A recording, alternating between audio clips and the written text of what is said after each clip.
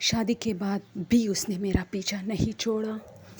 مجھے اکثر راتوں کو وہ نظر آتا تھا. میری امی کو اس بات کا پتہ جو چل گیا تھا. اس نے کچھ مولویوں سے میرے سلسلے میں بات کی جنہوں نے مجھے کچھ تعویذیں اور پانی دم کر کے مجھے کہا کہ انہیں اپنے گھر کے کونوں میں چڑھ کے.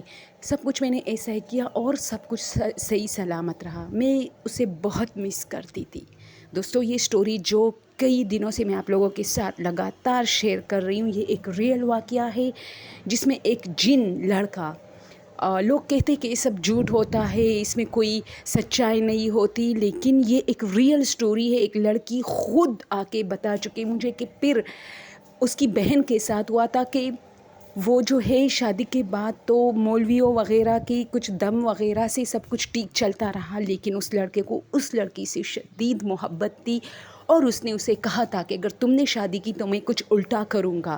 اور پھر اس نے کیا کیا کہ اس کے فیملی کو تنگ کرنا شروع کیا، اس کے ہسبینڈ کو، اس کے یہاں تک کہ اس کے بچے بھی، جیسے ہی اس کا بچہ ہو جاتا تھا اس کی ڈیتھ ہو جاتی تھی.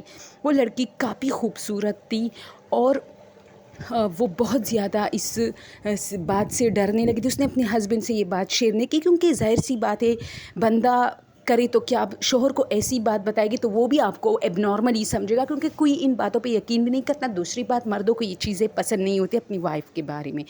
تو اس نے یہ بات صرف اپنی موم کے ساتھ شیئر کی تھی. آپ لوگوں سے آج میری ریکویسٹ ہے کہ اس سٹوری کو ضرور دیکھیں کیونکہ میں دیکھ رہی ہوں اس کو کوئی زیادہ دیکھ نہیں رہا، اس پر ویوز نہیں آ رہے، لیکن یہ پارٹ 1 سے لے کر آئی تھنک 10 پارٹس ہے اس کے ختم ہونے والی ہے بس.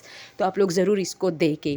اور چھوٹی چھوٹی ہے، 3 منٹ کی، 2 منٹ کی. تو دوستو وہ کہتی ہے کہ میری زندگی برباد ہوتی جا رہی تھی. پھر ایک رات جب میں نے اس کو دیکھا تو میں بھاگ کے اس کو ہاتھ سے پکڑا. اس سے پہلے جب کبھی میں اسے ہاتھ سے پکڑتی تو وہ ہاتھ نہیں آتا کیونکہ وہ ہوا تھی، صرف ہوا جیسے روح.